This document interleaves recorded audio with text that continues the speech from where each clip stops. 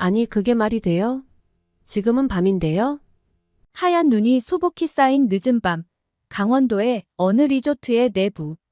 리조트에 이제 막 도착한 외국인 관광객들과 리조트 직원이 심각한 표정으로 뭔가 이야기를 하고 있습니다. 직원들은 최선을 다해 응대하려 했지만 외국인들은 이해할 수 없다는 듯한 표정을 지으며 계속 직원들에게 뭔가를 강력하게 말하고 있습니다. 뒤늦게 이 상황을 발견한 리조트 매니저가 그들에게 다가와 한마디를 하자 그의 한마디에 외국인 가족은 소리를 지르며 리조트 밖으로 뛰쳐나가기 시작합니다. 과연 이 외국인 관광객들에게 어떤 일이 있었던 걸까요? 안녕하세요. 세계인들의 한국에 대한 감동적인 이야기를 전해드리는 감동뭉클입니다. 저희 채널은 해외 커뮤니티 레딧과 신청자의 실제 사연을 제보받아 실화를 바탕으로 영상을 제작하고 있습니다. 구독과 좋아요, 공유 알림 설정은 영상 제작에 큰 힘이 됩니다. 오늘의 이야기 지금 시작합니다. 안녕하세요. 저는 멕시코에 살고 있는 카미라라고 합니다. 현재 저는 대학에서 디자인을 전공하고 있습니다. 부모님께서는 멕시코에서 큰 식당을 하고 계십니다. 날마다 식당은 손님으로 넘쳤고 저는 방학 되면 항상 식당에서 부모님 일을 도와드리곤 했습니다. 저는 어릴 적부터 뭐든 열심히 일하는 성실한 아이였습니다. 부모님께서는 제가 어릴 때부터 많은 것을 알려주셨고 특히 어머니께서 손으로 만드는 음식은 정말 맛있었습니다. 그렇게 식재료도 손수 키워가며 처음에는 작은 식당으로 시작했습니다. 점점 사람들 사이에 소문이 나기 시작해서 저희 집은 유명해지기 시작했습니다. 저는 어렸을 때부터 부모님께서 운영하시는 작은 식당에서 많은 시간을 보냈습니다. 부모님의 가르침으로 요리의 기초부터 시작해서 고객 서비스, 경영에 이르기까지 다양한 경험을 할 수 있었습니다. 부모님의 부지런한 노력과 끈기로 저희 식당은 지역 사람들 사이에서 매우 인기 있는 곳이 되었고 저희 가족은 점차 부유해지기 시작했습니다. 그렇게 저는 대학을 진학하게 되었습니다. 오빠가 부모님을 도와드리고 있기에 저는 경영에서 손을 떼고 대학은 제가 평소에 관심이 많았던 디자인을 전공하게 되었습니다. 그렇게 대학 생활에 적응할 때쯤 오빠에게서 전화 한 통을 받았습니다. 몇십 년을 그렇게 부지런하게 일하시던 어머니께서 요새 많이 힘들어 하신다는 거였습니다. 대학 생활을 위해 떠나온 집을 몇 달 만에 가게 되었습니다. 몇 달 만에 뵌 어머니의 얼굴이 많이 힘들어 보였습니다. 그도 그럴 것이 몇십 년을 하루도 빠짐없이 일을 하셨으니 지치질 만도 했습니다. 저와 오빠는 그날 밤 많은 이야기를 나누었습니다. 그래서 이번 겨울에는 부모님이 반대하셔도 무조건 부모님과 함께 가족여행을 가기로 계획을 세웠습니다. 부모님께서는 1년 365일 동안 저희를 위해서 하루도 빠짐없이 식당을 여시며 일에 매진하여 살아오셨습니다. 저와 오빠의 대학 등록금과 용돈, 게다가 저는 따로 나와 사니 제 생활비까지 모두 부모님께서 해주셨기에 아마 하루도 쉴 수가 없으셨을 겁니다. 저와 오빠도 방학 때 아르바이트를 하기는 했지만 저희가 다니는 대학이 국립이 아닌 사립대학이다 보니 등록금만 해도 어마어마해서 아마 더 쉴 새 없이 일을 하셨을 겁니다. 하지만 부모님 건강보다 더 중요한 것은 없다고 생각했기에 오빠와 제가 그동안 모아놓은 돈을 가지고 가족여행을 계획한 것이었습니다. 저와 오빠는 가족들이 모인 자리에서 이제 부모님께서 연세도 있으시고 하시니 어느 정도의 휴식이 필요하다고 말씀드리면서 이제껏 한 번도 다 같이 가족여행을 간 적이 없으니 이제 우리 가족만의 시간을 가지는 것도 중요하다고 말씀드렸습니다. 그리고 이제 오빠도 졸업을 하니 오빠에게 식당 경영을 맡기고 부모님께서는 이제 부모님의 생활을 누리시라고 오빠가 부모님을 설득했습니다. 처음에 완강하게 거부하시던 어머니께서도 오빠와 저의 진심을 아시고 이제부터라도 1년에 한 번 정도는 식당 문을 닫고 가족여행을 다니는 것에 찬성하셨습니다. 평생을 멕시코에서만 살아왔던 저는 해외여행이라는 새로운 경험에 벌써부터 마음이 두근거렸습니다. 이런 느낌은 저만이 아니었어요. 어머님께서는 이제 나이를 더 먹으면 먼 나라는 더 못 가게 될 것 같으니 한 살이라도 젊을 때 멕시코가 아닌 다른 먼 나라로 가보고 싶으시다고 하셨습니다. 그래서 저는 대학 다니면서 한국어 학원에서 일했던 경험을 떠올리면서 부모님께 한국이라는 나라에 대해 설명해 드렸습니다. 인터넷으로 여러 영상들도 보여드렸더니 어머니께서는 한국의 사계절 중 겨울이 너무 아름답다며 실제로 가서 눈을 직접 보고 싶다고 하셨습니다. 그래서 마침 한국을 다녀온 오빠 친구의 도움으로 많은 정보를 얻은 후 한국으로의 여행 계획까지 마치게 되었습니다. 이렇게 결정된 한국으로 가는 날짜는 12월이었고 그때는 한국이 겨울로 들어가면서 매우 추운 날씨라고 했습니다. 영하 10도까지 떨어지는 혹한의 날씨가 익숙하지 않은 저는 미리 걱정이 되기 시작했습니다. 부모님께서 숙소에서 편히 쉬실 수 있을지, 추위에 대비할 만큼의 옷을 얼마나 챙겨야 하는 건지 걱정들이 앞섰지만 오히려 부모님께서는 눈을 볼 수 있는 나라로 갈 수 있다며 낭만적이라며 어린아이처럼 좋아하시는 것을 보니 미리 잘 준비만 한다면 좋은 추억과 경험이 될 것이라고 생각했습니다. 멕시코는 지리적으로 다양한 영역을 포함한 나라이기 때문에 날씨가 지역에 따라 다양합니다. 멕시코시티 같은 고지대 지역은 겨울에는 쌀쌀하고 여름에는 따뜻한 날씨인데 저희가 살고 있는 지역은 연안 저지대 지역이라서 여름에는 기온과 습도가 높고 겨울에도 상대적으로 건조하고 선선한 날씨입니다. 그래서 한국에서의 추운 날씨가 걱정이 되었습니다. 그런데 의외로 한국에서의 경험은 기대 이상이었습니다. 부모님도 그렇고 저희 남매도 그렇고 멕시코에 살면서 평생 눈을 본 적이 없었기 때문에 영상으로 찾아본 한국의 눈이 내리는 풍경은 정말 신기했습니다. 그런 눈 오는 풍경을 실제로 볼 생각에 저희 가족은 설레는 마음으로 한국으로 출발했습니다. 인천공항에 들어서는 순간 저는 너무 깜짝 놀랐습니다. 태어나서 이렇게 화려한 공항은 한 번도 와본 적이 없었으니까요. 엄청난 개방감과 통유리로 되어 있는 통로를 본 순간 역시 한국에 오길 잘한 것 같다는 생각을 했습니다. 멕시코의 공항은 시설이 많이 노후화되어 있어서 쾌적하지 못하고 불편한 점이 많거든요. 부모님께서도 인천공항의 엄청난 규모와 외관이 놀랍다고 하시더라고요. 거대하고 현대적인 건물은 마치 우주선을 연상시켰고 은은한 빛이 공항 전체를 빛나게 해주고 있었습니다. 마치 거대한 예술작품 같았습니다. 하지만 외관만으로 끝나지 않았습니다. 통로를 지나서 입출국장으로 향하고 있는데 로봇이 저희를 안내해주기 시작했습니다. 그 로봇은 인천공항의 AI 로봇이라고 자기를 소개했고 궁금한 건 무엇이든 물어보라고 했습니다. 공항의 편의시설과 다양한 먹거리를 소개해줄 뿐만 아니라 한국에서의 날씨 관광지 등 다양한 정보를 제공해 주었습니다.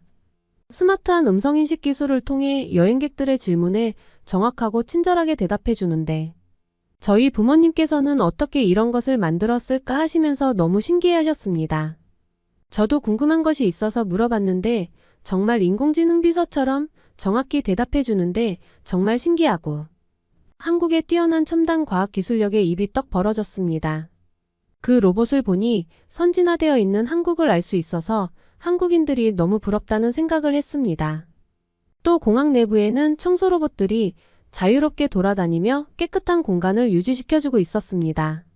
저와 오빠는 이 작고 귀여운 로봇들을 보며 한국의 기술력에 감탄했습니다. 마치 미래 과학 소설에서만 볼 수 있을 것 같은 풍경이 내 눈앞에서 펼쳐지고 있는 것을 보고 정말 신기했습니다. 이런 첨단 기술이 실제로 쓰이는 모습을 보니 한국은 얼마나 선두적인 기술을 가진 나라인지를 실감했습니다. 그리고 이런 편리함을 누리는 한국 사람들의 창의력과 노력에 한국 사람들이 너무 대단하게 느껴졌습니다.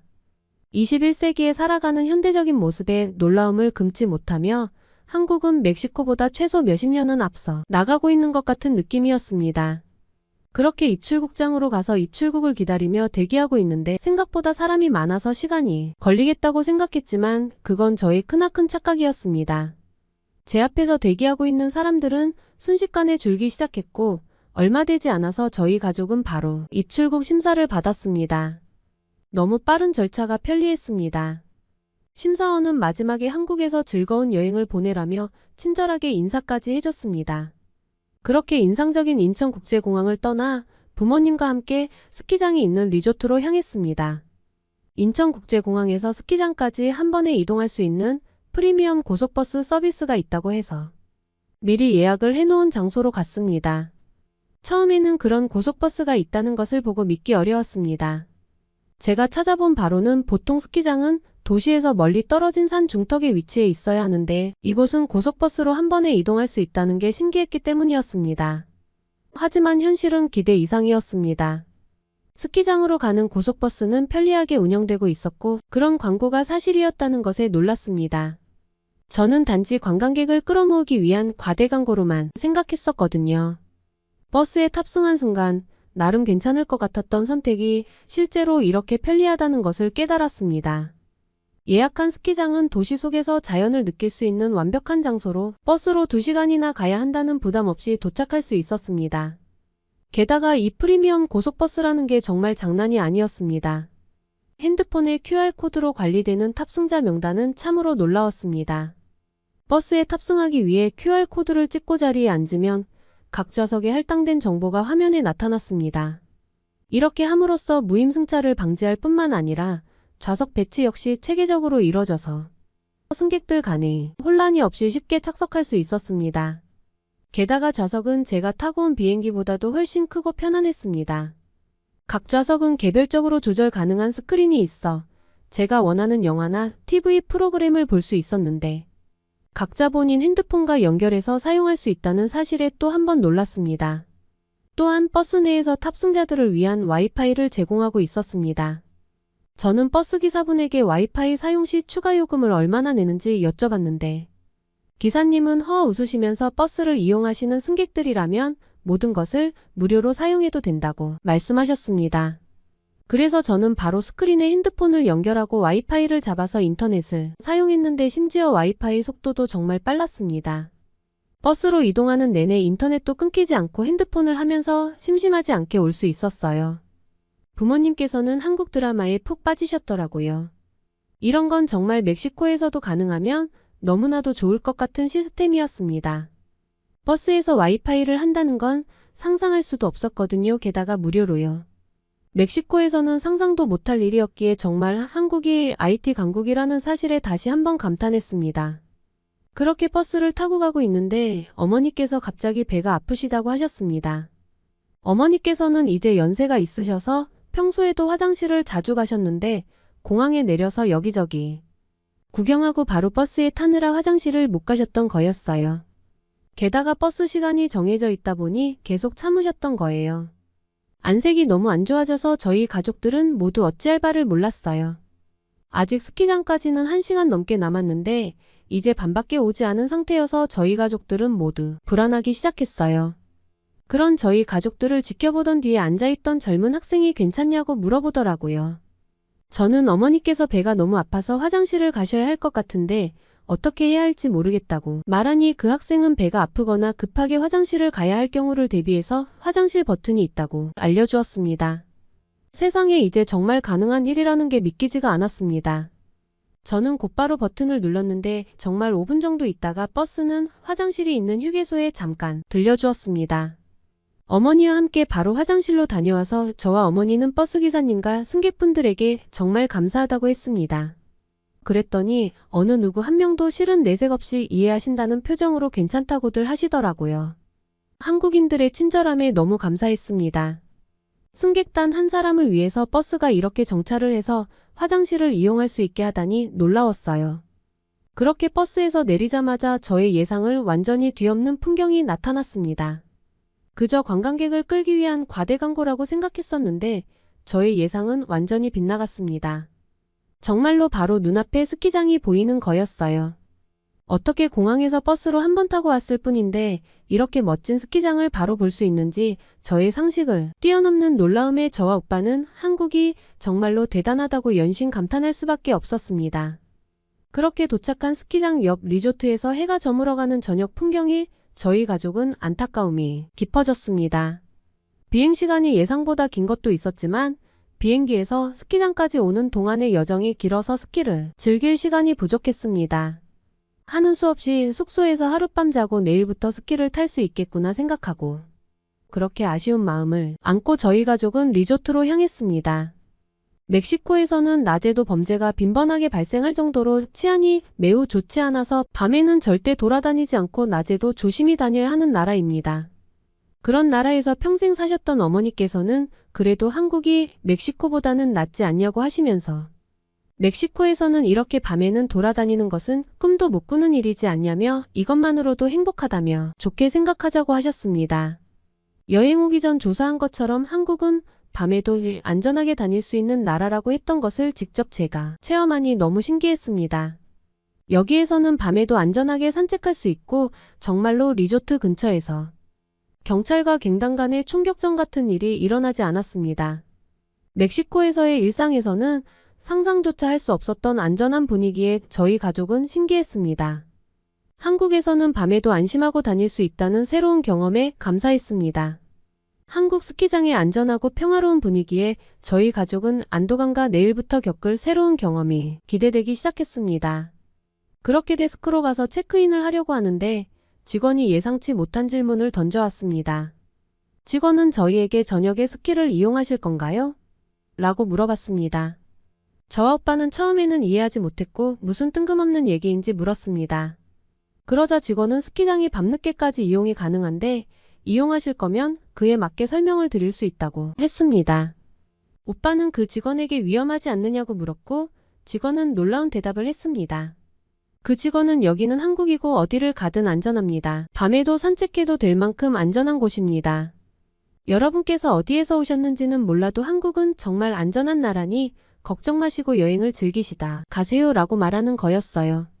저희 가족은 그 말을 듣자마자 한국의 치안에 대한 감탄을 감추지 못했습니다.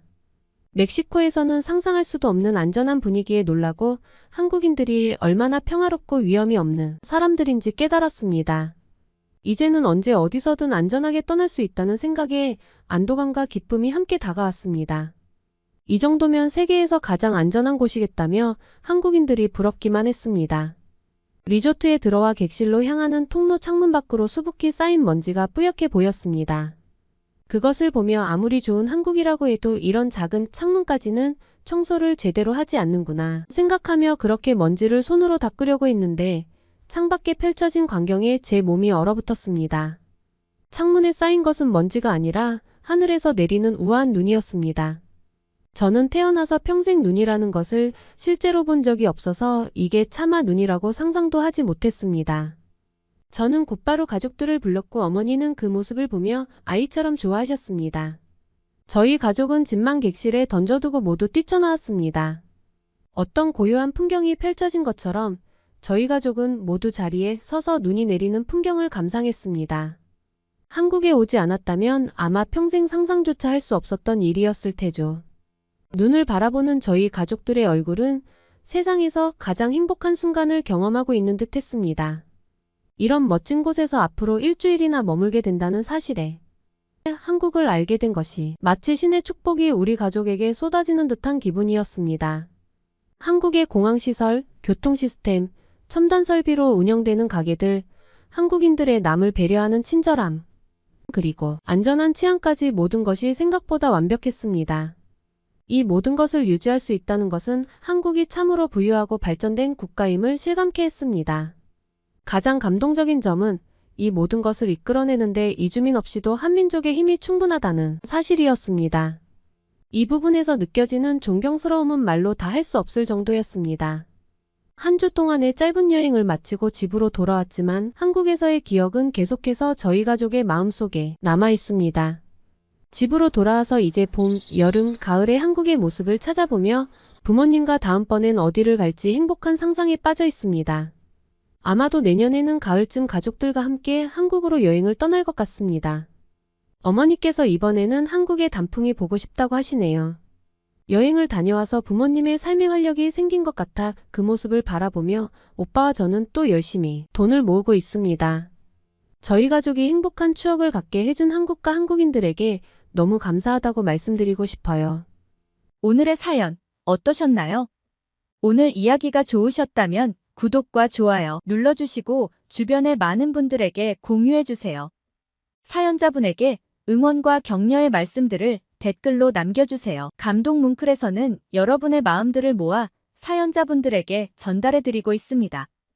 감동적이거나 재미있는 실제 사연들을 제보받고 있으니 소개해주고 싶은 사연이 있으시면 위 메일로 제보해주시기 바랍니다. 오늘도 여러분의 하루의 작은 즐거움이라도 되었기를 바라며 지금까지 감동 뭉클이었습니다. 구독과 좋아요는 영상 제작에 큰 힘이 됩니다. 끝까지 시청해주셔서 감사합니다. 다음에 더 좋은 영상으로 찾아뵙겠습니다.